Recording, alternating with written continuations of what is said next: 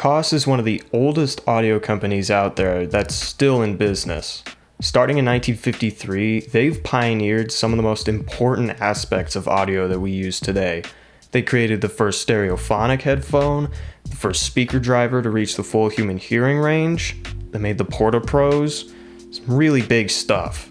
And in the past couple of years, they've been memeing it up with their public library looking headphones that are actually godly.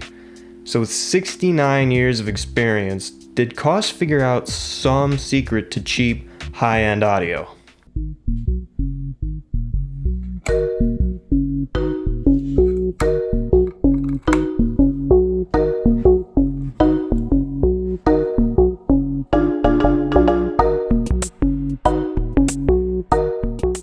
Before I get started, yes, I know I did a review on these already, but that was just more of a, oh my god, these are amazing, go get yourself a pair of these video. And this is going to be a much more in-depth and critical review.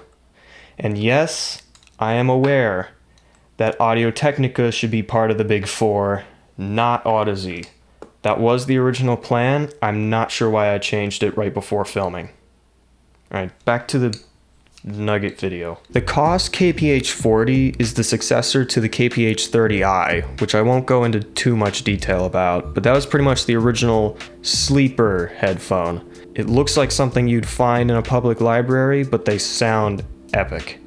And like the 30i, these are a portable, open back, on-ear, dynamic headphone, but these come in at a price of $40, which makes perfect sense because the 30i's cost $30 and the 40s cost $40. The build is actually really good, probably because it's literally just 3 parts. It's headband, slide, and driver. The headband is Teflon coated stainless steel, which feels really nice in the hand as well as on the head. These weigh pretty much nothing and they look really cheap and fragile. But these are annoyingly durable. You have to try and break them. And if you do break them, they're really easy to fix because it's 3 parts. It does have a removable cable which can be swapped for a USB-C or a lightning cable which have built-in DACs. And you'll notice that it's a 2.5mm 4-pole connector, which leads me to believe that you can actually run these balanced with the proper cable. I mean, why would you use a 4-pole connection if they're not balanced? The 3.5mm cable that it comes with is actually really nice. And now, love it or hate it, it's one of those linguini cables, but because it's flat, this is the one cable that never gets tangled. I have never had to untangle it after just balling it up in my pocket. What? So, nice build, good cable, on to comfort. These things are kind of weird with comfort. It all depends on what mood I'm in. Some days, these are the most comfortable things I own, and other days, I can't stand them. But I'm an optimist, and I'll just go on the brighter side of things and say that these are pretty comfortable.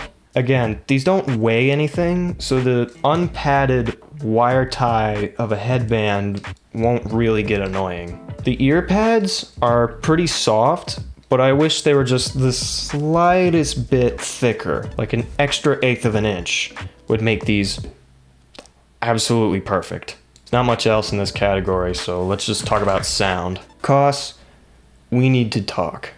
Why did you make a $40 set of headphones sound like a $200 set of headphones, and then make them look like something I'd find in a school library? Also, how did you pack all that bass into just such a small little package? And how is there so much soundstage even though these things are almost in-ears? Seriously, these things are insane. This is a small headphone to be packing all that good bass. And it doesn't muddy up the rest of the frequency range either. It's actually really well controlled. Mids are excellent. Like, pianos sound really nice and vocals are pretty clear.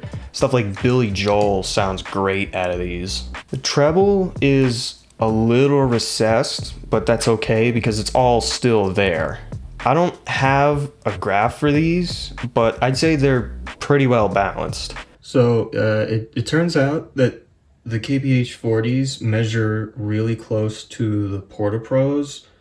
So this is the Porta Pro frequency response graph, and that's what it looks like. They are on the warmer and darker side of neutral, but that's fine. A little bit of extra bass didn't hurt anyone. Soundstage isn't huge, but it's a lot bigger than you would think. These sit almost inside your ear, so it's pretty surprising when things sound far away. Imaging is pretty good. I describe the imaging as like 3 blobs. You got left, and you got center, and you got right. So it's not HD 600. I bumped the microphone again. It's not HD 600 accurate, but it's good enough to let you know where things are. Now to talk about power requirements.